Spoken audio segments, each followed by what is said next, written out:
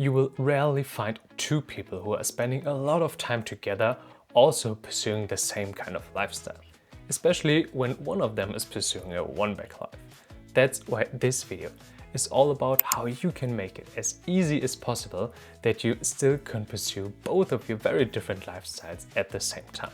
And at the end of the video, I will give you my single best tip on how you can make the most of both of your lifestyles at the same time for any kind of lifestyle, even if you're not pursuing a one-bag life. So don't miss out. For all of you who are new to my channel, I'm Sven. Just an extreme minimalist with less than 150 possessions whose biggest desire is to live his whole life out of just one carry-on size backpack. So if you end up liking the video, don't forget to subscribe and like, but most important, share a comment with your thoughts at the end of the video and join me on my journey towards a true one-bag life and to find out how an extreme minimalist lifestyle look like. And also, don't forget about the weekly one-bag life community post that is posted with this video. But I would say, let's get started. Do you spend a lot of time with someone else who has a very different lifestyle to your current one? And honestly, do you always get along with them every time while you are both pursuing such very different lifestyles? That is actually a very important question that I ask myself almost every time when I meet new people. Because especially when you have an extreme lifestyle or sometimes very unconventional lifestyle like a one-bag life, it can be or it can lead to some problems at some point when you want to pursue your lifestyle in your life and spend a lot of time with other people that are pursuing very different or maybe not so extreme or unconventional lifestyles. That's why I think it's always very important to think about the ways how you can find a good way to spend time with other people or a lot of time with other people, even if you're not pursuing the same lifestyle. First and foremost, you should find the similarities in your lifestyle. And with similarities, I mean the good ones and the bad ones as well. Because I think it's very important to know if your lifestyle is really that different from the lifestyle with the person you're spending a lot of time with. Because just it's an extreme lifestyle or an unconventional lifestyle that you are currently pursuing doesn't mean that it's so different to the lifestyle another person is pursuing. So find these similarities and, as I said, find the good ones and the bad ones, because honestly you will need to have the whole picture before you can take the next step. And that is to make clear what are the most important aspects about your lifestyle are to you.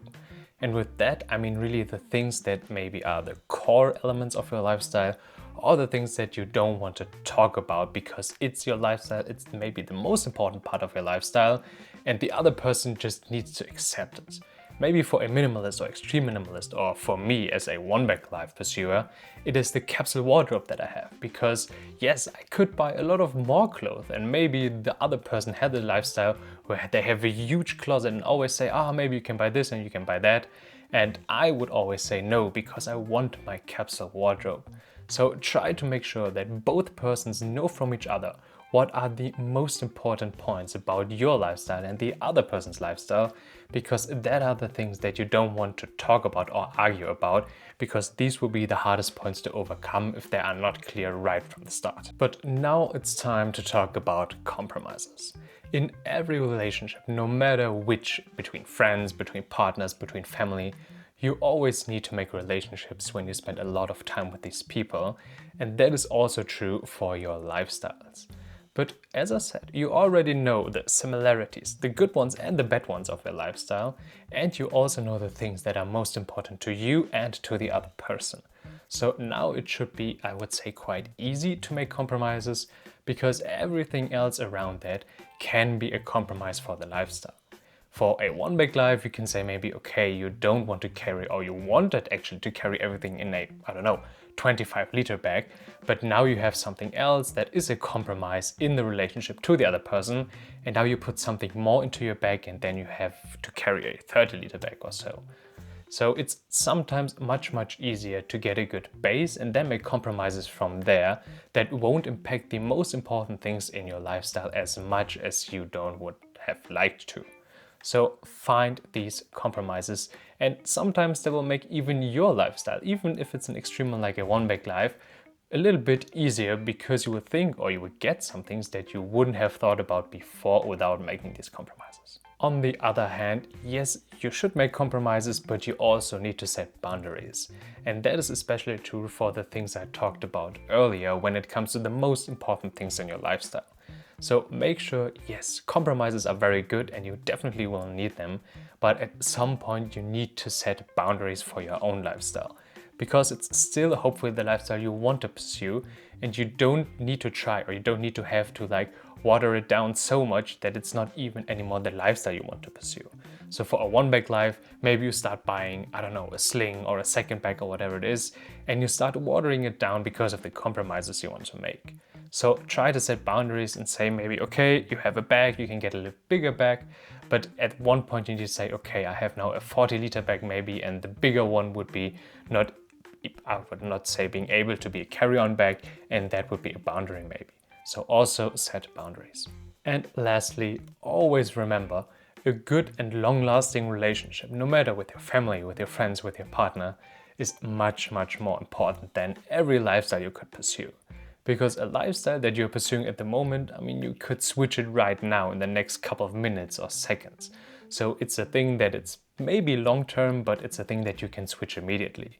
But having or actually maintaining a good relationship to another person is so much more harder and so much more worthful than having or pursuing a different or a special lifestyle, I would say, that you should definitely always remind yourself, no matter what you're doing, no matter what lifestyle you're pursuing, if you have a person that is very important to you and you spend a lot of time or want to spend a lot of time with them, definitely always prioritize the relationship than rather your lifestyle.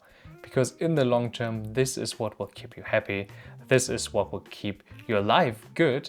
And as I said, you can always go back to a lifestyle at a certain other point in your life, or you can switch it whenever you want. But finding such a good relationship that it's very long lasting and even people you want to spend a lot of time with is so much harder, that it's much more important to maintain these and try to make them as good as possible. As you can see, even when you're pursuing an extreme lifestyle like a one bag life, there will be always solutions how you can live alongside someone else who's pursuing a very different or not so extreme lifestyle.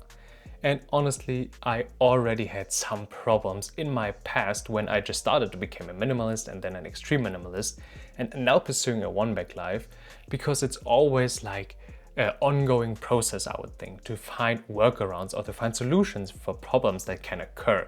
But honestly, in the end, it's worth all your time and energy to make it work, because you will spend a lot of time with these very important people, and then it's absolutely worth to find these workarounds or solutions for your situation, so you can still pursue a one bag life and the other person can still pursue their lifestyle that they want. But now that you know what you can do to make it as easy as possible when two people are pursuing a different lifestyle, here is my single best tip on how you can make the most out of these two different lifestyles for both people, for every kind of lifestyle, even if you're not pursuing a one bag life. Combine the similarities of the two lifestyles that you're pursuing. And I know it might sound very clear or obvious, because similarities of two lifestyles will be the same things in both lifestyles, right? But honestly, I always realize, especially when you have two very different, or one extreme and one is not extreme lifestyle, that even similarities will be quite different at some point. And that's why I think the most important thing you can learn or you can implement from the other person's lifestyle are the way they treat these similarities, I would say. So try to find them and make the most out of them by incorporating them into your life, because similarities will always be the things that will be the easiest to incorporate into your own life. And by finding or by incorporating these similarities, you make it much easier for the other person that you're spending a lot of time with to go along with your lifestyle and also pursuing their lifestyle, because you will always share something with another person, no matter how different your lifestyles are. So try to find these similarities of your two lifestyles and then combine them into each other lifestyle to make it as easy as possible to learn as much as you can from them. If you liked the video, don't forget to subscribe and like, but most important, share a comment down below with how you handle it when two people have very different lifestyles.